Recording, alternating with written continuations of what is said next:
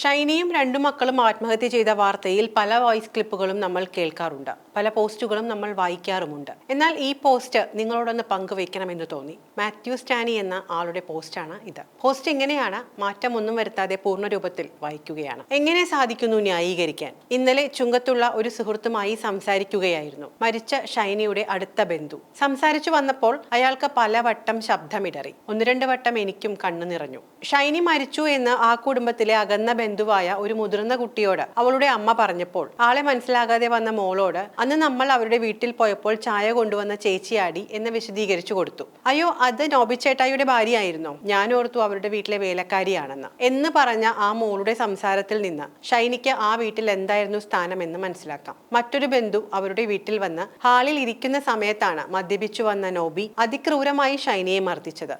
വിരുന്നുകാരുടെ മുന്നിലേക്ക് ചവിട്ടുകൊണ്ട് തെറിച്ചു വീണ ഷൈനി ഉരുണ്ടുപിരുണ്ട് എഴുന്നേറ്റ് കുടിച്ചിട്ട് വന്നാൽ അതിന് ഭ്രാന്ത എന്ന് പറഞ്ഞ് അകത്തുപോയി നെഞ്ചു പൊട്ടി കരഞ്ഞത് കണ്ട മദീനി ഒന്നും വേണ്ട, ആവശ്യത്തിന് വയറ് നിറഞ്ഞു എന്ന് പറഞ്ഞ് അവിടെ നിന്നും ഇറങ്ങിയ ആ ബന്ധു ഷൈനിയുടെ വീട്ടിൽ വിളിച്ച് മോളെ ജീവനോടെ വേണമെങ്കിൽ പോയി കൂട്ടിക്കൊണ്ട് പോരുകേട്ടോ എന്ന് പറഞ്ഞ് എന്നറിയുമ്പോൾ ഷൈനി ആ വീട്ടിൽ നേരിട്ട ക്രൂരപീഡനത്തിന്റെ ആഴം മനസ്സിലാകും. അവസാനം നിവർത്തിയില്ലാതെ അവിടെ നിന്നും ഇറങ്ങി കേസ് കൊടുത്ത വീട്ടിൽ നിന്നിറങ്ങുമ്പോൾ പ്രതിപട്ടികയിൽ ക്യാൻസർ ബാധിച്ച അമ്മായിയപ്പന്റെ പേരും ഉൾപ്പെട്ടു എന്നറിഞ്ഞപ്പോൾ അപ്പച്ചൻ പ്രതിയാണെങ്കിൽ ഞാൻ ഈ പരാതിയിൽ ഒപ്പിടില്ല. കാരണം എന്നെ ഒത്തിരി ദ്രോഹിച്ചിട്ടുണ്ടെങ്കിലും അപ്പച്ചന്റെ കുറെ അപ്പിയും മൂത്രവും കോരി ഞാൻ നോക്കിയ ആളാ.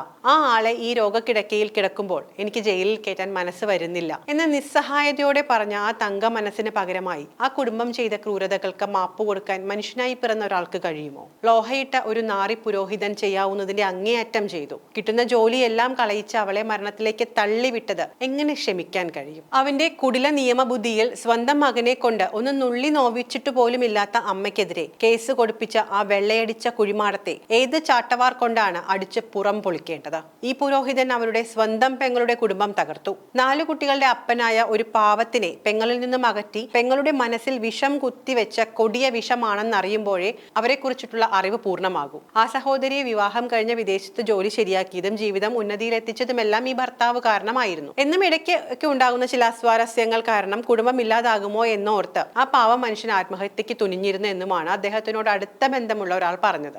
അങ്ങനെയെങ്കിൽ ഈ കള്ള പാതിരിയുടെ ഇടപെടൽ കൊണ്ട് മറ്റൊരു ജീവൻ കൂടി നേരത്തെ പൊലിഞ്ഞേനെ. ആ സംസ്കാര ചടങ്ങുകൾ കണ്ടാൽ അറിയാം ആ നാട്ടുകാർ നോബിയുടെ കുടുംബത്തെ എങ്ങനെ നോക്കി കാണുന്നു എന്ന്. അവന്റെ തന്നെ ബന്ധുക്കൾ അവനിട്ടടിക്കാൻ ദേഹത്ത് കുറുവടിയുമായാണ് അവിടെ നിന്നിരുന്നത് എന്നറിയുമ്പോഴാണ് ആ വെറുപ്പിന്റെ ആഴം മനസ്സിലാകുക.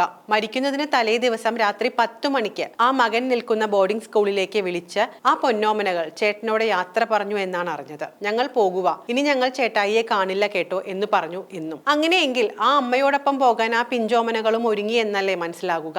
അപ്പോൾ അവർ എത്രമാത്രം സഹിച്ചു കാണും? ലോക്കോ പൈലറ്റ് പറഞ്ഞത് വെച്ച് നോക്കുമ്പോൾ ട്രെയിനിന്റെ ചൂളം വിളിയും ഹോണും എല്ലാം ഉണ്ടായിട്ടും ആ മക്കൾ അമ്മയെ കെട്ടിപ്പിടിച്ചു നിന്നതല്ലാതെ ഒന്ന് അനങ്ങിയില്ല എന്നറിയുമ്പോൾ ഓർക്കുമ്പോൾ തന്നെ ഹൃദയം നുറുങ്ങിപ്പോകുന്നു. കേസ് കൊടുത്തത് കാരണം വാറന്റ് ഉള്ളത് കൊണ്ട് 2 അവധിക്കാലം അവൻ നാട്ടിലേക്ക് വരാതെ ഒരു വട്ടം ഖത്തറിൽ സഹോദരിയുടെ കൂടെയും അടുത്ത വട്ടം ദുബായിലും നിന്നു എന്നറിയുന്നു. അങ്ങനെയെങ്കിൽ ഈ മരണത്തിന് അവനെ സപ്പോർട്ട് ചെയ്ത ആ പെങ്ങളും കൂട്ടുകാരനും എല്ലാം ഉത്തരവാദികളാണ്. ഈ കൊടും പാതകത്തിന്റെ ശാപത്തിൽ നിന്ന് അവർ എങ്ങനെ മുക്തരാക്കും? ആ പാവം അമ്മയെയും മാലാക കുഞ്ഞുങ്ങളെയും മരണത്തിന് തള്ളിവിട്ട ഒരുത്തനെയും ഒരുത്തിയെയും വെറുതെ വിടരുത്.